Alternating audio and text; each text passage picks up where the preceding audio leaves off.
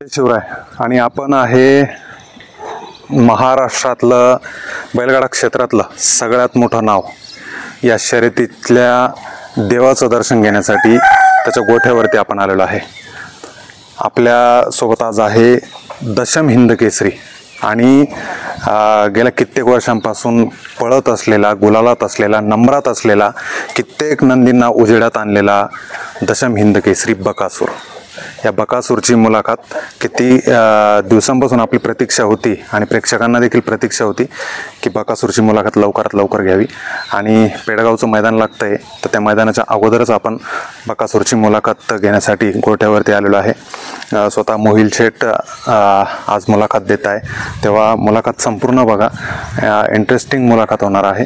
कारण की बकासूरची मुलाखत म्हणजे एखाद्या यूट्यूबरला ती मुलाखत घेणं म्हणजे देवाची मुलाखत घेण्यासारखी, एखाद्या सेलिब्रिटीची मुलाखत घेण्यासारखी ती मुलाखत आहे। त्यामुळे मुलाखत संपूर्ण बघा।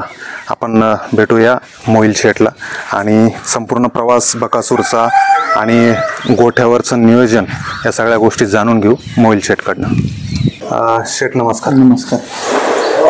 भरपूर दिवसापासून प्रतीक्षा होती आणि आतुरता होती प्रेक्षकांना की बकासूरची मुलाखत माझ्या चॅनलवरती तरी आली पाहिजे। कारण की कुठलाही बैलगाडा क्षेत्रात यूट्यूबर एखादा उतरणारा असेल तर त्याची इच्छा भरपूर आहे। मग ती इच्छा पूर्ण होण्यासाठी वेळ लागतो आणि बकासूर म्हणजे आज एक महाराष्ट्रातलं दैवत आहे, साक्षात महादेवाचा नंदी। आणि या नंदीने इतका मोठा इतिहास करून ठेवला की हा अजरामर आहे, हा इतिहास न पुसला जाणार आहे। तर तुमचा परिचय तर देऊ नका, कारण परिचय संबंध महाराष्ट्राला। मोहिल शेठ धुमाळ। शेठ मला कारकीर्द सांगा, सुरुवात सांगा, तुमची सुरुवात कुठून झाली नेमका? आमची सुरुवात म्हणजे एक बारीकपणापासूनच आपल्याला नाद नाही का, पहिली पण बैल होती तेव्हा मामा पळवायचे, तेव्हापासून नाद लागत गेला आपल्याला। त्याच्यानंतर एक 10वी पास झाल्यानंतर मला बैल घेऊन दिली ती घरून दोन। कोणत्या वर्षी 10वी झाली नेमका? मला पण सांगता येत नाही, एक 6 वर्ष झालं। अच्छा, म्हणजे बकासूर उजेडात आला त्याच्या अगोदर? बकासूरच्या खूप आधी नाही का, तर 2-3 वर्ष आधी 2 बैल घेऊन दिली ती, आपला सावकार आणि एक बादशाह म्हणून। ती बैलांवरती म्हणजे जास्त मग आपलं प्रेम होत गेलं। आणि त्यांनी काय कारण नेमकं नंदी घेऊन द्यायचे? म्हणजे मला बैलगाड्याचा नाद होता आणि मी शाळेत जास्त जात नव्हतो, त्यामुळं मामा बोलले तू 10वी पास झाल्यानंतर तुला 2 बैल घेऊन देतो। त्याच्यानंतर मग 10वी पास झालो मी आणि त्यानंतर मला बैल घेऊन दिले। म्हणजे नादापोटी तुम्हाला ते त्या क्षेत्राकडे लोटला गेला? हो। आणि त्याच्यात कुठे यशस्वी राहिले तुम्ही? हो, 100%। मग बकासूर नेमकं कधी तयार झाला? कारण की बकासूरची सुरुवात खूप बैल झाली नाही का, एक 5-6 बैल होऊन गेली आणि त्याच्यानंतर एक घरच्याच गायला खोंड झाला आणि त्याच्याकडे बघून म्हणजे घरी खोंड झाली ना गायांना की असे उड्या बिड्या मारतात बाहेर सोडल्यावरती। त्याच्यातूनच हा एक बकासूर म्हणजे त्याचं नाव आम्ही सरपंच ठेवलं होतं। जेव्हा झाला ना एक 5-6 महिन्याचा मोठा झाल्यावरती त्याला बाहेर काढलं आणि जे असं एक रस्त्याने सोडायचो ना तर तो एकदम धावत यायचा वरती जोरात। बरं, किती म्हणजे छोटा होता तेव्हा? हा, 5-6 महिन्याचा असताना। मग त्याच्यानंतर आम्ही त्याच्याकडे जरा जास्त लक्ष दिलं, त्याचं नाव ठेवलं सरपंच म्हणून आणि तिथून पुढं मग त्याला ट्रेनिंग देत गेलो। शेठ, काय होतं आजकालचे बैल आपण बघतोय मैसुरी, हो, काही खिल्लार आहे, बकासूर वेगळाच आहे, खूप वेगळं आहे आणि सर्व गुण संपन्न आहे। त्याची तुम्ही शरीरयष्टी जर बघितली तर ही कोणत्या बैलाकडे वळती, म्हणजे कुठल्या जातीवर वळती? मी त्याच्यासारखा बैल अजून नाही बघितला नाही का। हे म्हणजे आम्ही जेव्हा याची पैदास केली ती गाई गावरान होती आणि बैल हा मैसूरी होता, घरी पैदास केलेली आहे मी। याची आई आहे का मग, गाय आहे का? नाही आता। अच्छा, मग त्याच्यानंतर बकासूरच्या नंतर तुम्ही पैदास घेतली नाही त्या गायकडनं? नाही घेतली, म्हणजे बकासूर पळायच्या आधीच ती गाय विकली होती। बकासूर सुरुवात सांगा बकासूरची। बकासूरची सुरुवात सगळ्यात पहिल्यांदा आम्ही बिनजोड केली ती मावळामध्ये बेबड म्हणून फाटी होती तिथं पहिली बिनजोड केली आम्ही तिथं. तर ती शर्यत म्हणजे मावळ मुळशीमध्ये मोठी गाडी धरली होती आम्ही, एक आदत एक बैल, आणि आमची घरचीच गाडी पळवलेली कबीर आणि सरपंच म्हणून. तर ती गाडी आम्ही खालून एक 2 टांगे मागे पळत होतो, निकालात फक्त बकासूरने धाग्याला तोंड लावलं होतं. आणि कोण होतं त्यावेळेस बकासूरच्या सोबत? कबीर म्हणून आमचाच घरचाच होता. घरचाच बैल, दोन्ही घरचीच बैल होते. आणि ती शर्यत झाली. मग त्याच्यानंतर मी तेव्हा बंदीचाच काळ चालू होता, म्हणजे शर्यत क्षेत्राला बंदी होती. आमच्या इकडं भागात बिनजोड व्हायच्या. मग एक 5-6 बिनजोड झाल्या. आणि त्याच्यानंतर मुळशीमध्येच एक आदतचं मैदान झालं बंदीतच, एक आदत एक बैल. म्हणून तिथं आम्ही घरचीच गाडी पळवून 1 नंबर केला. म्हणजे मावळ मुळशीत सगळ्या टोपच्या आदत बैल गाडी आल्या ती आम्ही कडेने पळून 1 नंबर केला. कॉन्फिडन्स वाढला. मग तिथं त्याच्यानंतर आम्ही नारायणपूर मध्ये गेलो आणि तिथून मग आम्ही उजेडात आलो. सुरुवातीचा काळ बघितला, सुरुवातीचे काही व्हिडिओ बघितले तुमचे. हो. तर त्या काळात तुम्हाला ती समज नव्हती आणि ती डेअरिंग नव्हती मैदानावरती जाण्याची. आज कसं फेस करता बरं? आज पब्लिकला म्हणा नाही, आता म्हणजे काय बकासूर जनतेच्या मनातला राजा झालेला आहे. बरोबर. त्यामुळे काय वाटत नाही, कारण का आपण जेव्हा मैदानावर जातो तेव्हा गुलाल हा फिक्स असतो. अवतार म्हणता येईल. म्हणजे पृथ्वी तलावावरती एखाद्या मानवरूपी साधू संतांच्या रूपात एखादा देव अवतरतो, तशा पद्धतीने नंदीच्या अवतारात बकासूर आहे. हो. आणि आज किती वर्ष झाले पळतोय? बैल आता 4 वर्ष झालं पळतोय. 4 वर्ष पण चालत पळतोय. मला एखादं मैदान सांगा ना तुमच्या लक्षात राहिलेलं आतापर्यंतचा. पहिल्या वर्षी पुसेगावला पळलं होतं ना, तिथं खूप आनंद झाला. म्हणजे सगळ्यात पहिले हिंद केसरी. हो, सगळ्यात पहिले हिंद केसरी स्वप्नच पूर्ण झालं आपलं हिंद. आणि तेव्हापासून हिंद केसरी होतच गेला होता. हो, तिथून पुढं मग एकदा चालू झालं तर परत मागं वळून नाही बघितलं. एका वर्षामध्ये 7 वेळा हिंद केसरी झाला. तो रेकॉर्ड राहिलेला आहे आणि तो रेकॉर्ड भविष्यात कोणी मोडणार नाही. एका वर्षात 7 वेळा हिंद केसरी झाले. तो क्रिकेटच्या जगतात जसा सचिन तेंडुलकर आहे तसं या जगतात हा एक इतिहास होऊन गेला, इतिहास आहे आणि होत राहील भविष्यात. याचे रेकॉर्ड कोणी मोडू शकणार नाही. आतापर्यंत तर कोणी नाही मोडले. आदत किती दिवस पळाला? आदत असताना जास्त तर बिनजोडलाच पळला. फक्त मैदानात गेलो तेव्हा दुसरा झाला होता. जेव्हा मैदान स्टार्ट केले ना आम्ही तेव्हा दुसरा झाला होता. सर कुठलाही बैल असू द्या त्याचा पळतीचा काळ असतो शेट, आणि बकासूरचा देखील पळतीचा काळ होता. तर त्यावेळेस काय काय प्रसंग घडले नेमकं? कारण की तुम्ही आजपर्यंत प्रत्येक बैल उजेडात तुम्ही म्हणजे बकासूरमुळे आलेला आहे. हो. आणि ज्यावेळेस आता काहीतरी कालांतराने मागे जर बघितलं आपण तर बकासूर थोडासा पाठीमागे होता. तर त्यावेळेस काय प्रसंग घडला? ना, बैलाला कसं आहे की बैल आतापर्यंत एका वर्षात 12 महिने असतात. 12 महिन्यात कधी बैल कुठल्या बैलाला आतापर्यंत कमी पडला नाही का. मग आतापर्यंत जेव्हा बसून बैल पळवतोय की आतापर्यंत असा महाराष्ट्रात कुठलाच बैल नाही की त्याला बकासूर थोडा तरी कमी झालाय. बरोबर. आणि थोडासा वाईट काळ येतो. थोडस बैलाला आजारी होता, लागलं होतं मैदानात नाही का थोडस पायाला. त्यामुळं बैल एक आपण डायरेक्ट ज्या मैदानात आमच्या इथे वाटवड्यात आता मैदान झालं तिथं थोडस बैलाला सेमीला लागलं होतं. तरी आपण बैल फायनलला पळवून नाही का 2 नंबर केला. आणि त्याच्यानंतर बैल डायरेक्ट बसून ठेवला होता.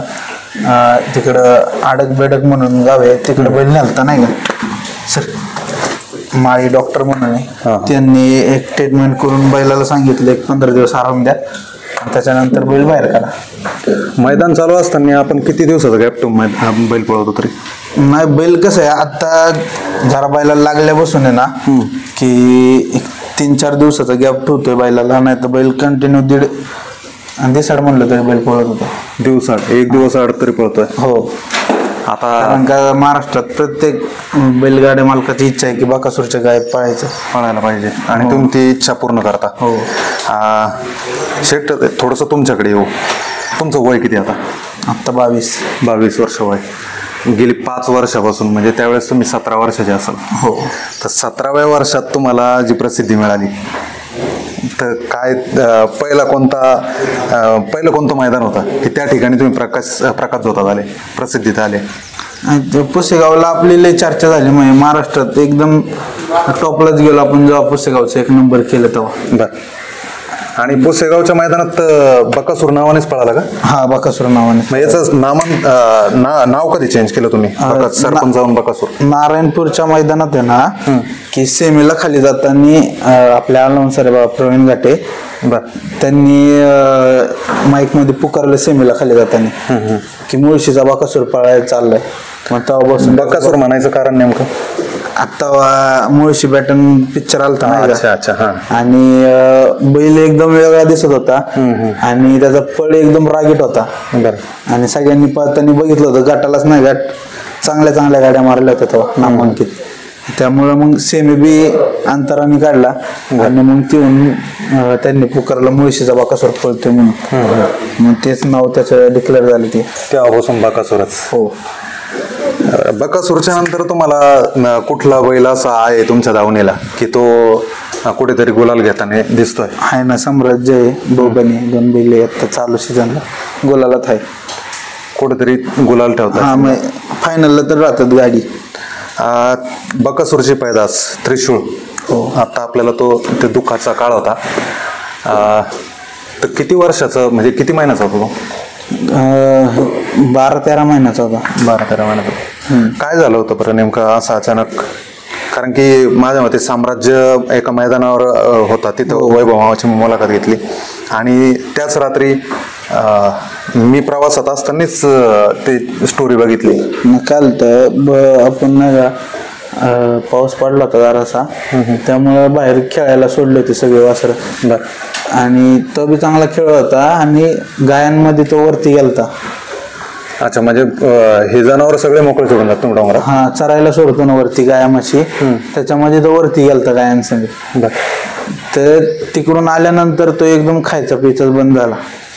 अच्छा, म्हणजे काहीतरी चावलं गेलं? नाही, काहीतरी खाण्यात गेलं त्याच्या, नाही का, नवीनच गवत होतं तर त्यातून तो आला. मग जरा खायचा पियचा बंद झाला. तरी आपण डॉक्टर पाणी केलं सगळं, त्याला बळबळ दूध बीत पाजलं तरी पण तो काय हेच नव्हता करत. किती वेळात, म्हणजे 1-2 तासातच तुम्हाला कळालं आणि त्याने त्याचा देह सोडला? हो. वाईट प्रसंग होता, कारण की बकासूर आज महाराष्ट्राचं दैवत आहे आणि त्याची पैदास ही तुम्ही तयार करत होते. तर कुठेतरी शौकीनांना, बैलगाडा शौकीनांना वाटत होतं की बकासूरची परंपरा हा चालू ठेवला भविष्यात, पण तो कुठेतरी हिरमोड झाला. शेट, गोठ्यावरती कसं नियोजन असतं बकासूरचं? किती तुमच्याकडे आतापर्यंत, आता सध्या किती जनावर आहे? आता बैल म्हणली तरी आहे 7-8 बैल आहे. 7-8 बैल आहे? हो. गाय आहे, म्हशी आहे. आणि मग ह्या गायींचं आणि म्हशींचं दुधाचा व्यवसाय? कस्टमर आहे, जाऊन द्यायला लागतं दूध. शेट, काय शहराजवळ तुम्ही अगदी पुणे, म्हणजे मी आता येताना बघितलं पुणे संपतच नाही संपत. आज सुजगाव ही ग्रामपंचायत आहे का तुमची?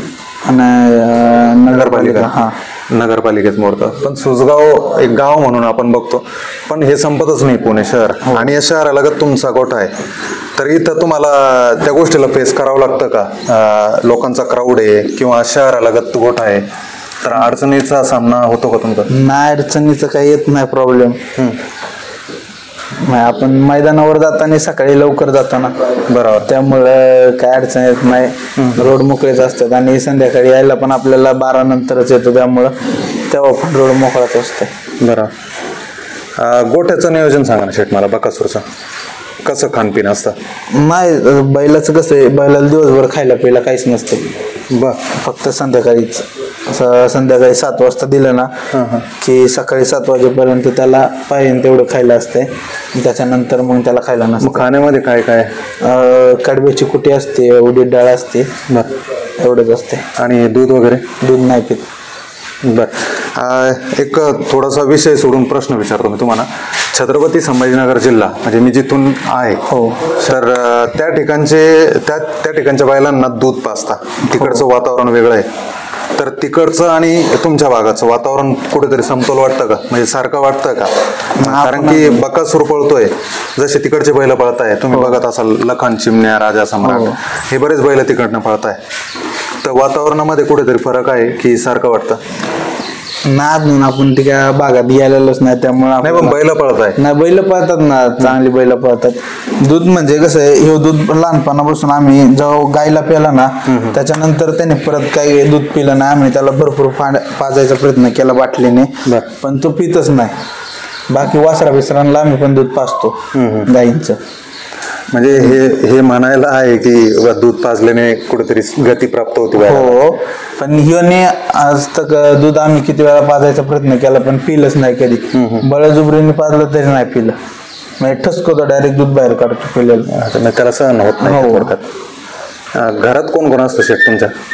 घरी आहे मामा, आजी, आजोबा, भरपूर मोठं कुटुंब आहे. मग घरातून आता तुम्हाला घरातूनच नादी लावलं, त्याच्यामुळे तुम्हाला विरोध तर होणारच नाही. नाही, पहिला झाला ना विरोध, फक्त मामांनी सपोर्ट केला, बाकीच्यांनी सगळ्यांनी विरोध केला होता. काय बैलांमागे पळून भेटतंय. पण नंतर मग त्यांना जेव्हा कळलं की प्रसिद्धी झाल्यावरती मग काय कुठेतरी करिअर आहे मोहिल शेठचं. हो, नाही तर पहिलं खूप वाढायचे घरचे. तुम्हाला सुरुवातीला मोहिल नावाने हाका मारता आला, आज मैदानात गेल्याच्या नंतर शेठ शिवाय बोलत नाही. हो, कुठेतरी वेगळी उपाधी मिळाली तुम्हाला, म्हणजे बकासूर. हो, त्याने सगळं कमवून दिलं. जी गोष्ट आपल्याला कड नव्हती ती पण गोष्ट त्याने कमवून दिली.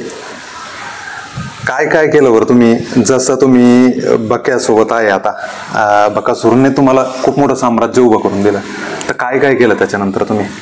सगळं म्हणजे आपली लाईफच बदलून टाकली बकासूर आल्यापासून. म्हणजे जे बकासूरच्या आधी जेवढी स्वप्न बघितली ना, सगळी बकासूर आल्या पूर्ण झाली. वाटत होतं का कुठं, कारण की आपण लहान असताना मी पण आहे, मी स्वप्न बघतोय किंवा मला फॉर्च्युनर घ्यायची, थार घ्यायची, तुम्ही असं बघितलं का? हो, बघितलं होतं ना, सगळी स्वप्न पूर्ण झाली बकासूरमुळे. आज कुठलीच गोष्ट अशी नाही का तिची तुम्हाला कमी आहे म्हणून? आता कुठल्याच गोष्टीची कमी नाही.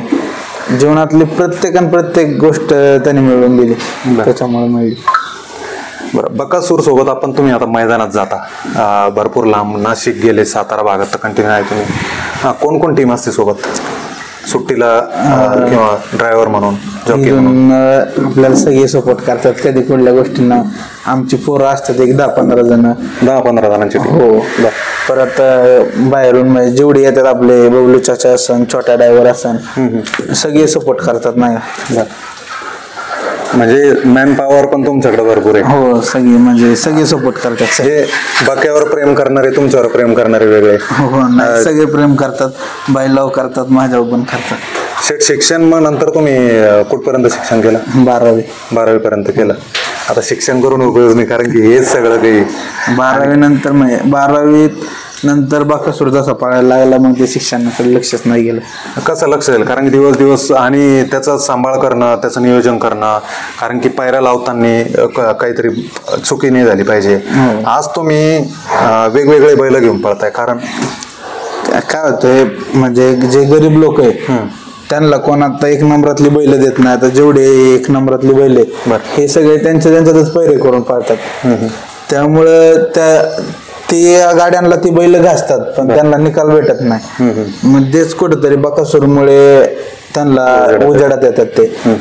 आणि मग बकासूरच्या गळ्यात पळलं की मग सगळ्यांना दिसतो बैल पळलाय, किती पळला कसा नाही, की मग लगेच ते बाकीचे पैरे होतात त्यांना चांगले. मागचं पेडगावचं मैदान झालं, त्या पेडगावच्या मैदानाचं नियोजन सांगा. गेल्या वर्षी पेडगावच्या मैदानात आम्हाला पायराच नव्हता. पहिली गोष्ट ते ऐकलं म्हणून मी विचारलं. फाजिलचा आणि लखनचा पायरा होता. पायरा का नाही भेटला नेमकं, त्याचं कारण? नाही म्हणजे आपल्याला बाकीचे बैल खूप होते, पण आपल्याला 1 नंबर करायचा होता तिथं. त्यामुळं जो बैल आपल्याला योग्य वाटतोय तोच बैल घालायचा होता. आणि म्हणजे ते बी आपल्याला काय होतं, आपण लखनच्या मालकांसंग बोललो होतो, ते म्हणलेले आपल्याला बैल देतो, पण त्यांचा शब्द फक्त दैवत शेठला दिला होता त्यांनी, की तुम्हाला 21 जूनला बैल देणार म्हणून दैवत शेठला. तर मग दैवत शेठ संग बोललो, बा असं करायला लागतंय, लखन आम्ही पळतो, तुम्ही काहीतरी दुसरं नियोजन करा. तर मग त्यांनी सांगितलं की लखनच्या मालकांना, त्यावेळेस लखन पळत होता. हो, पळत होता, की तुम्ही पळवा ती 2 बैल 1 नंबर होणार 100%. आणि मग ती गाडी पळवून 1 नंबर झाला. मग दैवत शेटने मोठेपणा ठेवला, पायरा त्यांचा सोडून तुम्हाला पायरा दिला. हो. बर, मला शेठ सांगा ना, बकासूर तर तुमचंच नाही, अखंड महाराष्ट्राचा, भारत देशाचा प्रिय आहे, सगळ्यांच्या मनामनात बसलेला आहे. पण बकासूर सोडून अजून कुठला बैल तुम्हाला आवडतो? आहे ना साम्राज्य आपली बाहेर तुमचे सोडून?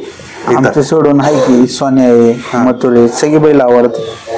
बर, असा कुठला बैल राहिला का त्या बैलाच्या गळ्यात तुम्हाला वाटतं की बकासूरने पळायला पाहिजे, किंवा त्या बैलाने बकासूरच्या गळ्यात पळायला पाहिजे? ना, असं आतापर्यंत कुठला बैलच नाही की मग आता बकासूर संग पळायची सगळ्यांचीच इच्छा आहे आणि आपण सगळ्यांना बैल देतो. बरोबर. नाही राहिलं तर कोणीच नाही, कारण की आपण बघतोय आता नाशिकच्या मैदानात पण तेच घडलं. नाशिकच्या मैदानात समोरची व्यक्ती रडली अक्षरशः. बादशाह बैलाचे जे मालक होते त्यांना अश्रू अनावर झाले. त्याचं कारण होतं कारण की बकासूर हा बादशाहच्या गळ्यात पळाला आणि गाडी गुलालात राहिली. पेडगावचं आगामी नियोजन कसं राहील? नियोजन आता चालू आहे, करायचंय नियोजन, अजून तर पायरा काय झालेलं नाही. चर्चा उठताय, त्या चर्चेला कुठेतरी पूर्णविराम भेटल की घोटचा सर्जा आणि बकासूरची गाडी पळेल? ना, अजून आपण पुन्हा आणि बकासूर एकदा पुन्हा मैदानात दिसेल? बघू ना, अजून तर नियोजनच झालेलं नाहीये बैलाचं. चर्चा चालू आहे करायचं आणि यावर्षी 1 नंबर करून बकासूरची हॅट्रिक पूर्ण करायची. बर, हॅट्रिक कशी नेमकं? पहिल्या वर्षी पळलो होतो आपण 1 नंबर केला. म्हणजे पेडगावच्या मैदानात आजपर्यंत किती हिंद केसरी झाले त्याचे? पहिल्या वर्षी गेल्या वर्षी ना बलमान बकासूर पळला होता, तेव्हा 1 नंबर केला. गेल्या वर्षी लखन बकासूरने 1 नंबर केला आणि हे तिसरं वर्ष आहे आणि हॅट्रिक होणार. 100% हॅट्रिक होणार, कारण की बकासूरची स्पीड वाढली. स्पीड नाही, बकासूरवरती खूप प्रेम आहे. आता प्रत्येक माणूसाला विचारलं कोणालाही तरी म्हणतो की 1 नंबर बकासूरच करणार, सगळे म्हणतात. नाही, अपेक्षा तीच आहे, कारण की त्याला त्याची प्रशंसा करणं आणि आज फुकट कोणाची प्रशंसा होत नाही. आज त्याची प्रशंसा होतीये तर तो पळतोय आणि तो घेऊन पळतोय. आज गरीबातल्या गरीबाच्या बैलाला तो उजेडात आणायचा प्रयत्न करतोय. तर काही ठिकाणी त्याची गाडी मागे राहिली आणि एखाद्याची गाडी तिथं गुलालात निघली. आता आपण बघितलं नाशिकच्या मैदानात असाल, बुलढाण्याची काशी आणि बागी होते, तर ती गाडी त्या गाडीने 1 नंबर केला. पण त्या मालकाने सुद्धा सांगितलं की बकासूरमुळे आम्ही 1 नंबरात राहिलो, उजेडात आलो. म्हणजे त्याचा आशीर्वाद कुठेतरी दिसतो. बकासूरने जरी मार खाल्ला तरी त्याची गाडी कोणी मारली तो पण उजेडात येतो.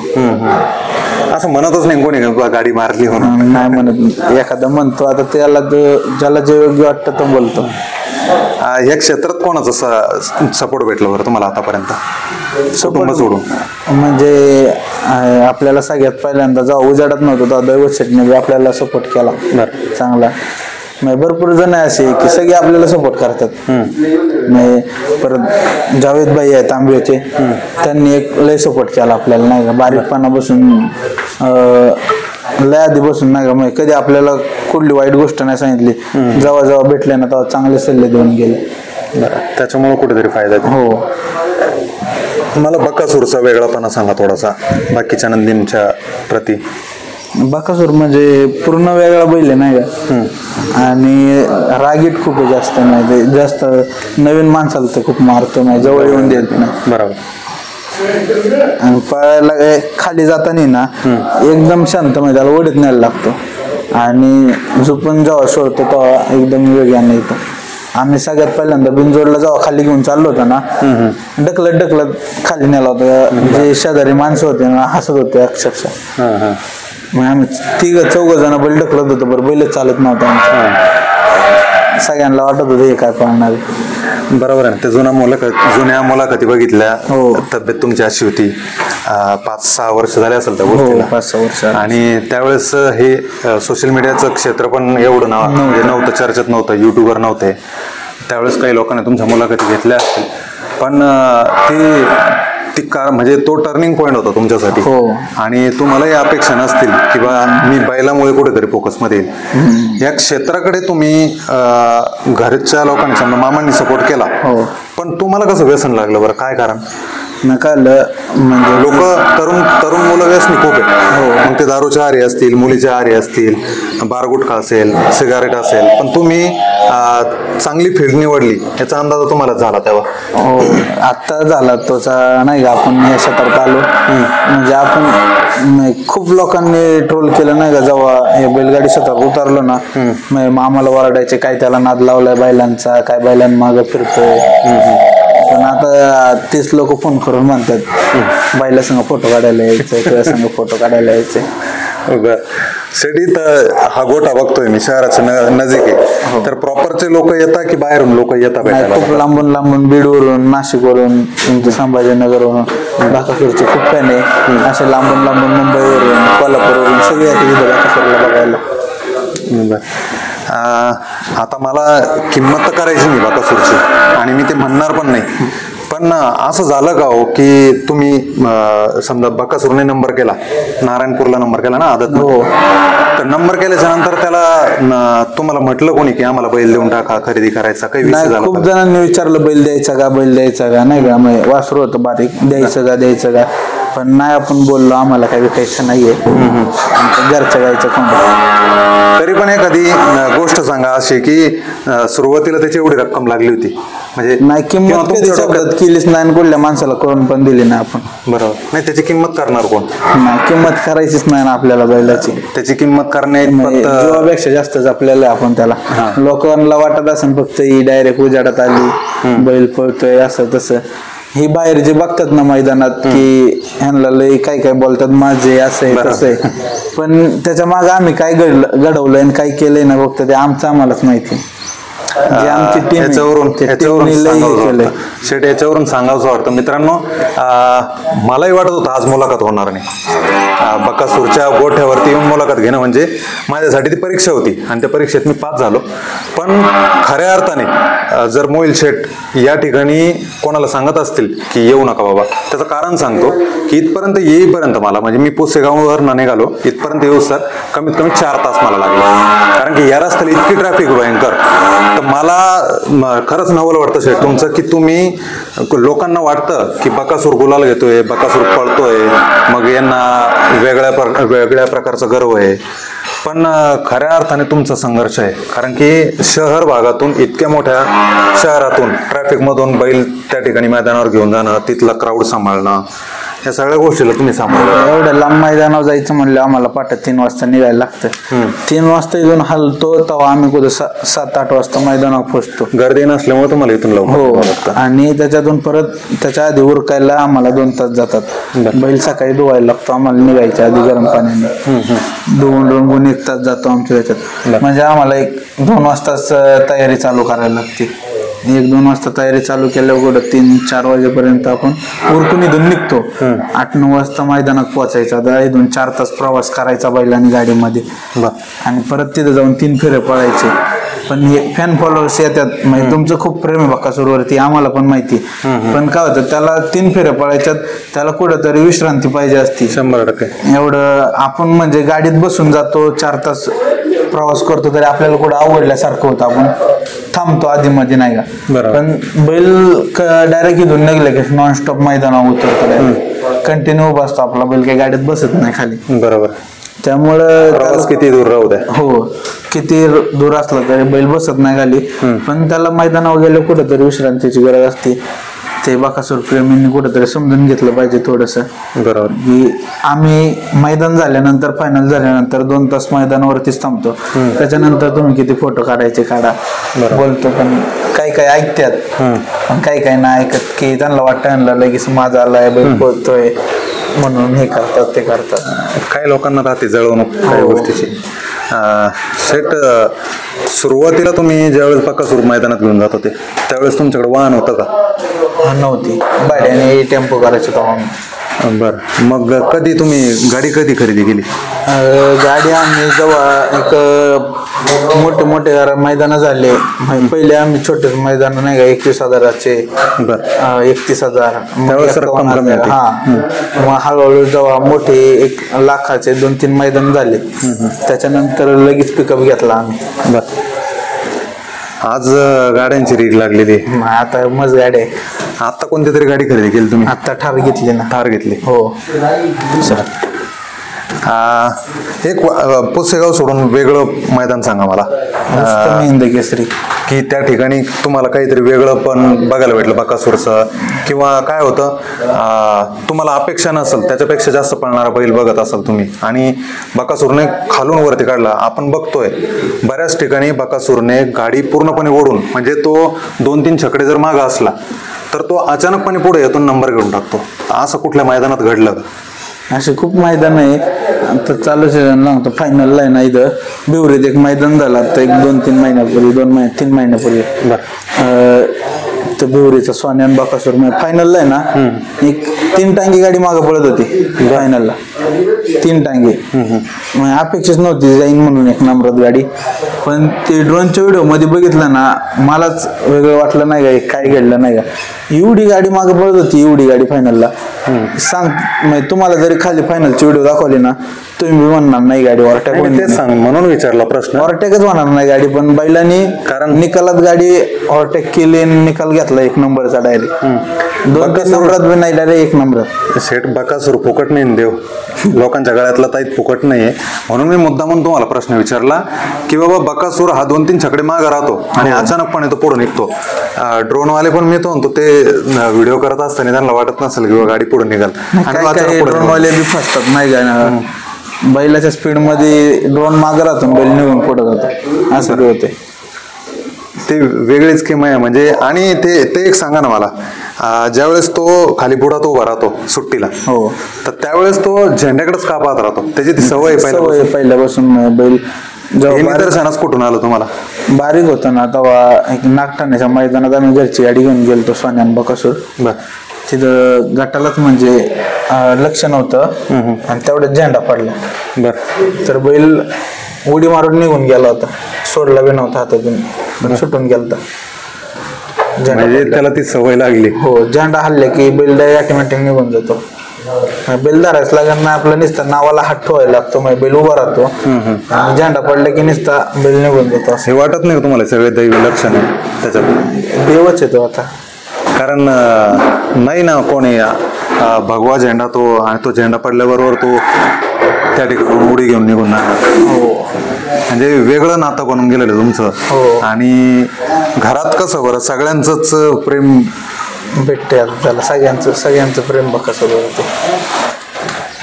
बरं शेठ, थोडक्यात एक 2 मिनिटात आपण आवरू. मला थोडासा गोठा दाखवून द्या एकदा. दाखवतो. आणि सध्या कोणते नंदी तुमच्याकडे आहे, आणि एक जाता जाता काय आवाहन कराल? तुम्ही तरुण आहे आज आपण बघतोय, मी प्रत्येक माझ्या मुलाखतीत सांगतोय की तरुण पिढी या गोष्टीत खूप उतरती.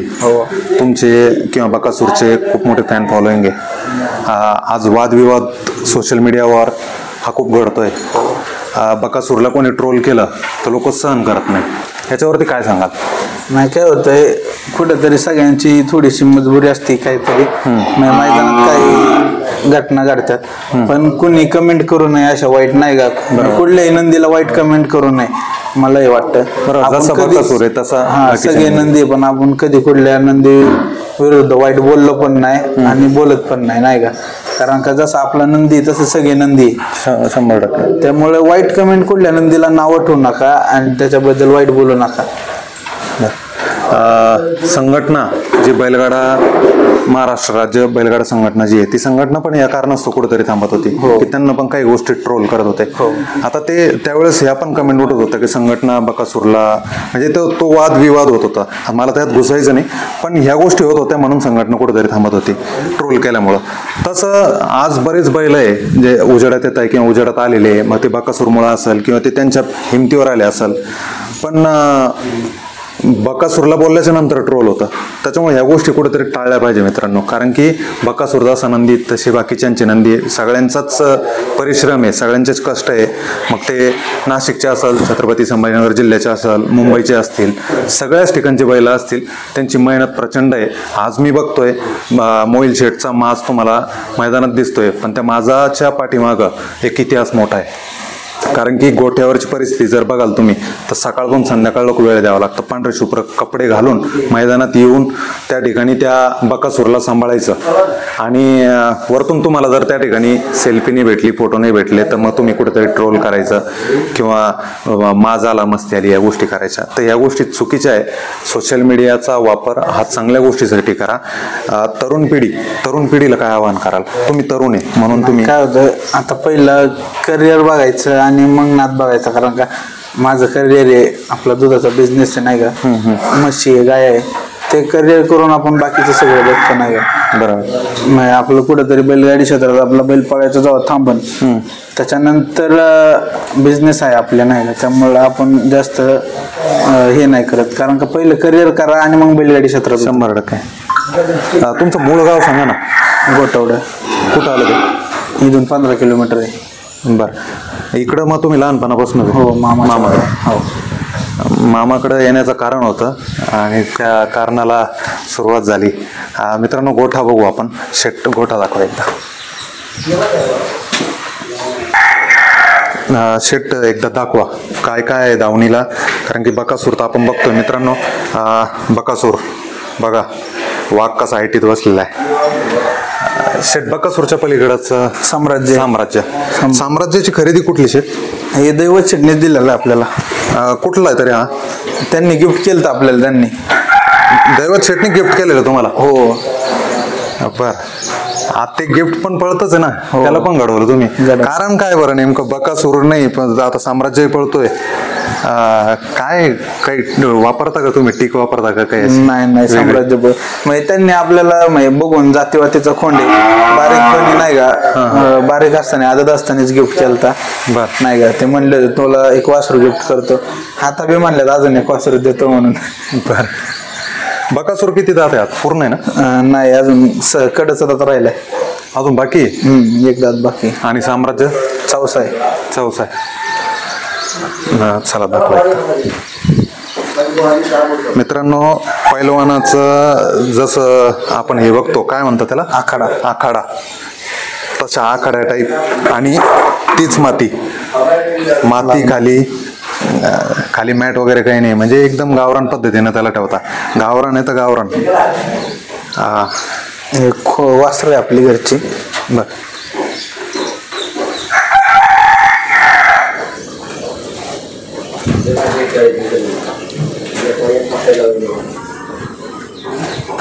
बबन एक आहे. हा कोणता? बबन आहे. पळतो बिनजोडला प्रत्येक. मग याला 3 फेऱ्यात आणत नाही तुम्ही? नाही जास्त 3 फेऱ्यात. मग एखादा कधीतरी बकासूर पाळायला नसले की नेतो त्याला बी जवळच्या मैदानात. आपल्या भागात मावळ मुळशीत त्याला पळवतो 3 फेऱ्याच्या मैदानात. नाही तर बिनजोडला जास्त असतं. इकडे दाखवा ना, म्हशी वगैरे दाखवा. कारण की हा व्हिडिओ पूर्ण याच्यासाठी करतोय शेट बरं का. हा, की तुमचा संघर्ष बघत नाही कोणी. तुमचा मोठेपणा बघता, समजा तुमचा पैसा, तुमची काय म्हणता गुलाल बघता, पण त्याच्या मागचा संघर्ष. किती म्हशी या? 10 म्हशी आहे. बाकीच्या म्हशी चरायला गेल्यात रानात. मग या म्हशींचं पूर्ण दूध बाहेर जातं? हो. तुमचं काय नावाने फर्म आहे? कानिपनाथ दूध डेअरी. कानिपनाथ दूध डेअरी. तुम्ही मैदानामध्ये जे नाव लावता, हो, नाथसाहेब प्रसन्न, याचं रिझन? आपलं देवाचं नाव आहे. नाही, देवाचं नाव आहे पण ते देवस्थान इथं आहे की? नाही, तिकडे मडीचं. हो, मडीचं आणि वीरचं. बरोबर. मित्रांनो, म्हशी बघा, म्हशींचा सांभाळ या सगळ्या गोष्टी इथं होता. फक्त बकासूरचाच गोठा नाहीये. इकडं चाऱ्याची व्यवस्था आहे का? हा, इकडे एक कुटी आंबोन आहे.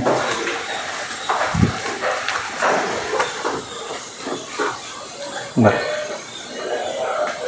किती एरिया असेल बरं शेटा गोठ्याचा एरिया किती असेल?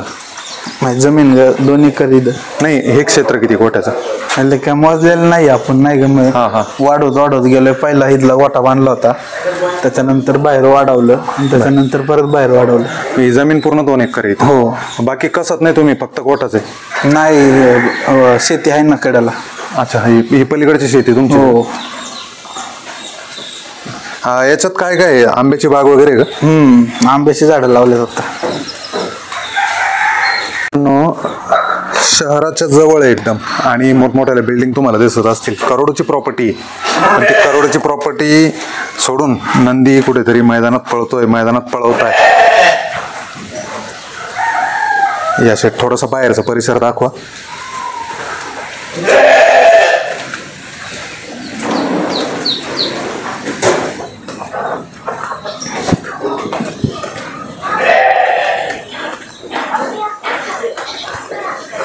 इकडे गाया असतात पण त्या पण चरायला गेल्यात.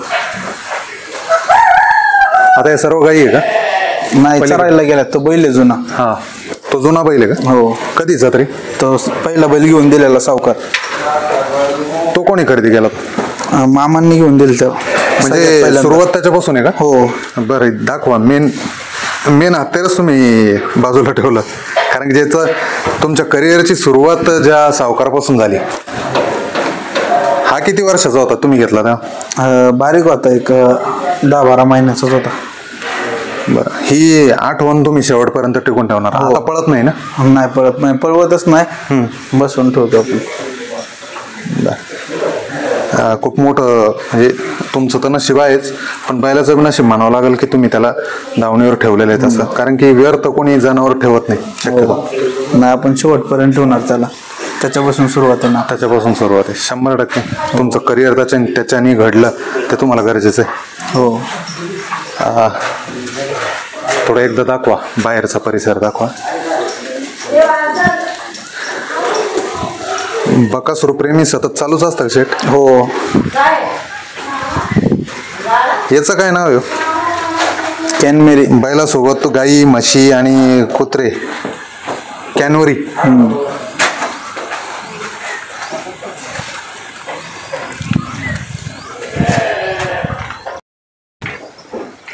हा पूर्ण डोंगर परिसर आहे. हो. या डोंगर परिसरात दिवसभरात बकासूरला याच्यात तुम्ही सरायला सोडायचे अगोदर? हो, सोडायचं ना. आता नाही सोडत. आता नको बी त्या गोष्टी. नाही, ते हेडेगत करतो मोकळा सोडलेले. धिंगाणा घालतो, लागालाग करून घेतो. ही नवीन थार आहे ना शेट? हो. याचं नाव सांगा ना. हे बाळ्याबाई आहे. छोटा आहे? किती महिन्याचा आहे?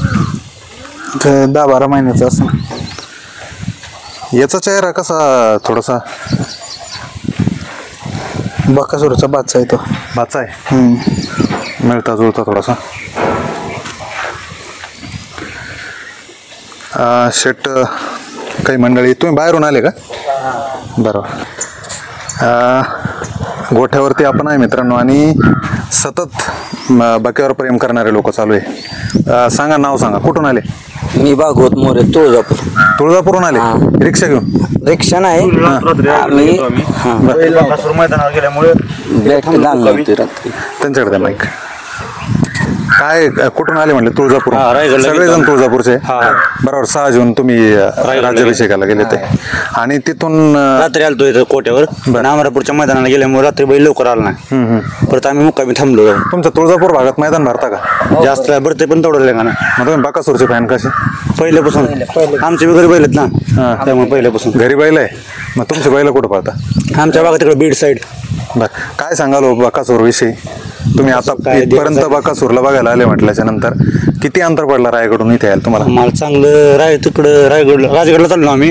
तिकडे पाऊस पडला म्हणून तिकडे कॅन्सल करून खासकडे. गोठा माहिती होता तुम्हाला? मग गोठा माहिती होता इथं? गोठा माहित होता ना. ह्याच्या आधी आलतो आम्ही. येऊन गेलेले? काय भाऊ येत असतात. बरं, त्यांच्यासोबत आलो. काय सांगाल बक्याविषयी? महाराष्ट्राचा आज बैलगाडा क्षेत्रातलं दैवत आहे. भगवान शिवाचा नंदी येतो आणि एक रूप घेऊन आलेला आहे. त्याचा काय नाद करत नाही, त्याचा काय सुट्टा असतं त्याकडे सगळं आहे ना. बरं, अजून वेगळा पण काय बक्याचा? अजून काय आता बघतो सांगा, वेगळं पण सांगा काहीतरी. तुम्ही इथपर्यंत त्याला बघायला आले, तुमच्याकडे बैला असताना तुम्ही इथपर्यंत आम्ही ह्याच्या आधी भरपूर वेळेस मैदानात देखील लाईव्ह बघितलं बकासूर. पर त्याला कित्येक वेळेस बघा मन भरलेलीच वाटत नाही. सारखं असं चान्स भेटला भेटायचा वेळ भेटला की बघूच वाटतं जाऊन असं वेगळा. मोहिल शेट विषयी काय सांगाल? मोल शेट विषय बी म्हणजे म्हणतो स्वभाव दिलदार मनाचे माणूस आहेत. जेव्हा बी कुठं भेटेल तेव्हा तिथं काय असं नसतं की बाबा लांब जा हे जा. बरं सेल्फी मागितली सेल्फी देणार काय म्हणजे असं नाही की दुसऱ्या थांब जरा हे कर. नक्कीच अनुभव चांगला आहे. द्या. बरं शेट, शेवटचं जाता जाता पेडगाव मैदानाविषयी काय हिंट द्याल प्रेक्षकांना, बैलगाडा शौकीनांना? बक्यावर सगळेजण प्रेम करताय, खूप जणांना अपेक्षा लागलेली आहे, खूप जणांना आतुरता लागलेली आहे की यावेळेस पैरा तगडा होईल का, यावेळेस बकासूर कुठेतरी हे करेल का, हॅट्रिक करेल का? नाही 100% आम्ही प्रयत्न तर पूर्ण करणार, पूर्ण ताकद लावणार आपली जेवढी आहे तेवढी. बाकीचं नशिबाचे खेळ आहे सगळे. हिंट द्या नाही की हिंट छोटीशी की बा ह्या बैलासोबत पळू शकतो बकासूर? तसं नाही सांगू शकत डायरेक्ट. मग बकासूर मैदानाच्या आधी सगळ्यांना कळण कुठल्या बैला संघ पळणार आहे, पण अजून तर फिक्स नाहीये की कुठल्या बैला संघ पळणार आहे. बरं, नक्कीच तुमचं धन्यवाद. आणि जाता जाता काय सांगाल अजून एकदा बैलगाडा मालकांसाठी? सगळ्यांसाठी सांगितलं तुम्ही, पण एक बैलगाडा मालक म्हणून सांगा. बैलगाडी क्षेत्र आहे आपलं प्रेमाचं क्षेत्र नाही का. इथं आपली ही माणसं रोज भेटतात जातात नाही का, रोज तोंडावर तोंडे. कोणी काय वाद घालू नका, वाद करू नका, एवढंच सांगण्याचं आहे. वाद केले नाही पाहिजे, मिळून खेळून खेळ खेळला पाहिजे. 100%. बरं, मी ज्या क्षेत्रातून येतो मराठवाड्यातून, छत्रपती संभाजीनगर जिल्ह्यातून, खूप लोकांना अपेक्षा आहे, खूप जणांना अपेक्षा आहे की बकासूर मराठवाड्यात पळाला पाहिजे, बकासूर छत्रपती संभाजीनगर मध्ये दिसला पाहिजे. ही अपेक्षा पूर्ण होईल का? होईल ना 100%. बरं मित्रांनो, आपल्यासोबत होते मोहिल शेठ. आणि मोहिल शेठ परिचय द्यायचं गरज नव्हती, मी त्याच्यामुळे पूर्ण नाव त्यांना विचारलं नाही, विचारणारही नाही, कारण की सगळ्याच महाराष्ट्राला माहिती बकासूर सोबत मोहिल शेठ आणि त्यांचं कुटुंब हे सर्वांना माहिती आहे. तर बकासूरच्या गोठ्यावरती होतो, छान मुलाखत झाली, पूर्ण जाऊन बघा. धन्यवाद. जय शिवराय.